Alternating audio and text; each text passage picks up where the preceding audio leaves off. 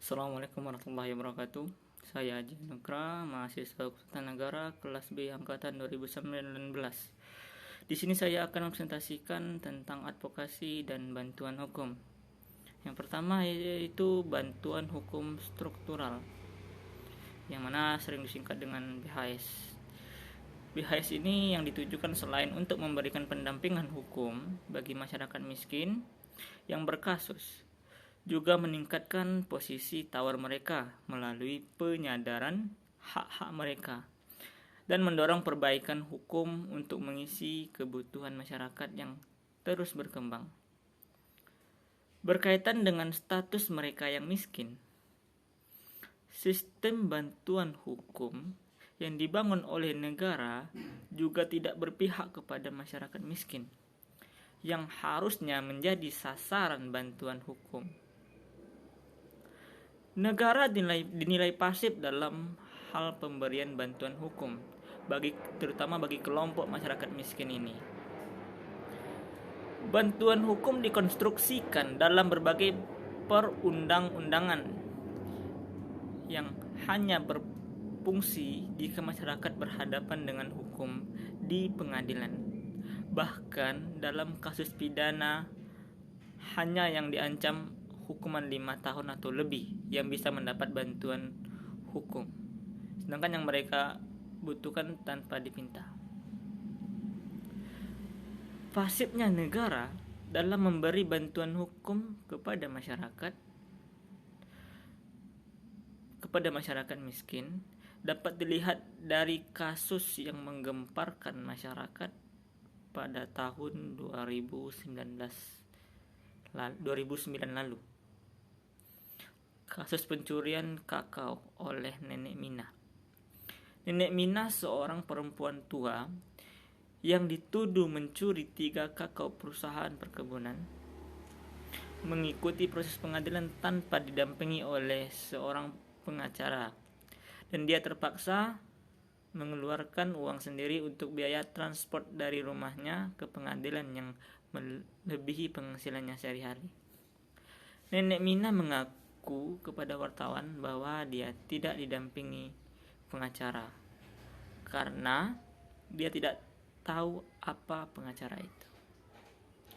Selanjutnya, menurut Commission on Legal Empowerment of the Poor atau Komisi Pemberdayaan Hukum bagi Orang Miskin, setidaknya ada 4 miliar penduduk dunia yang hidup di luar atau dikucilkan oleh sistem hukum, bahkan di negara maju seperti Amerika Serikat. Pandangan bahwa hukum tidak bisa menjangkau seluruh masyarakat pernah dikemukakan oleh Presiden Jimmy Carter 3 dekade yang lalu, mana dia mengatakan bahwa 90% of our laws serve 10% of our people. We are overlawyed and underrepresented. Masyarakat terutama yang miskin tidak berdaya karena faktor-faktor berikut ini. Yang pertama, kurangnya partisipasi dalam pengambilan keputusan, kurangnya akses terhadap informasi dan teknologi, prosedur peradilan dan administrasi negara yang tidak adil, tidak efisien, dan kurangnya penghargaan terhadap praktik sosial dan pengetahuan budaya. Di negara kita atau di Indonesia, baru setelah 40 tahun diperjuangkan, akhirnya Dewan Perwakilan Rakyat atau DPR mengesahkan Undang-Undang Nomor 16 Tahun 2011 tentang bantuan hukum. Dalam undang-undang ini pertama kali negara secara tegas menyatakan akan memberikan dukungan dalam penyelenggaraan dan pendanaan terhadap pemberian bantuan hukum terhadap masyarakat miskin dan marginal.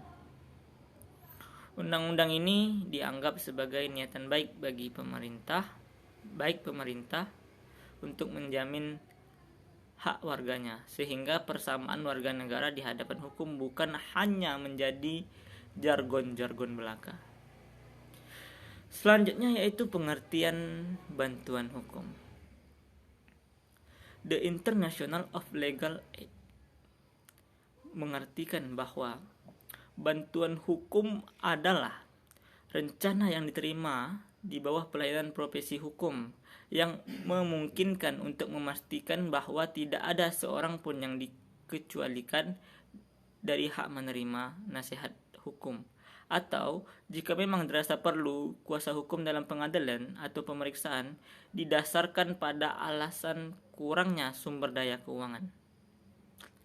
Sedangkan menurut Roberto Concepcion, bantuan hukum adalah pengungkapan yang umum yang digunakan untuk menunjuk kepada setiap pelayan hukum yang ditawarkan atau diberikan. Ini terdiri dari pemberian informasi atau pendapat mengenai hak-hak, tanggung jawab dalam situasi tertentu, sengketa, litigasi atau proses hukum yang dapat berupa peradilan, semi peradilan atau yang lainnya. Nah, sedangkan di dalam Undang-Undang Nomor 16 Tahun 2011 tentang bantuan hukum menjelaskan bahwa bantuan hukum adalah jasa hukum yang diberikan oleh pemberi bantuan hukum secara cuma-cuma kepada penerima bantuan hukum. Sedangkan Undang-Undang Nomor 18 Tahun 2003 tentang advokat bantuan hukum adalah jasa yang diberikan oleh advokat secara cuma-cuma kepada klien yang tidak mampu. Selanjutnya ada peraturan pemerintah nomor 83 tahun 2008 tentang pemberian bantuan hukum secara cuma-cuma. Bantuan hukum secara cuma-cuma adalah jasa hukum yang diberikan advokat tanpa menerima pembayaran honorarium, meliputi konsultasi hukum, menjalankan kuasa, mewakili, mendampingi, membela, dan melakukan tindakan hukum lain yang kepentingan pencari keadilan yang tidak mampu. Sekian dari saya. Wassalamualaikum warahmatullahi wabarakatuh.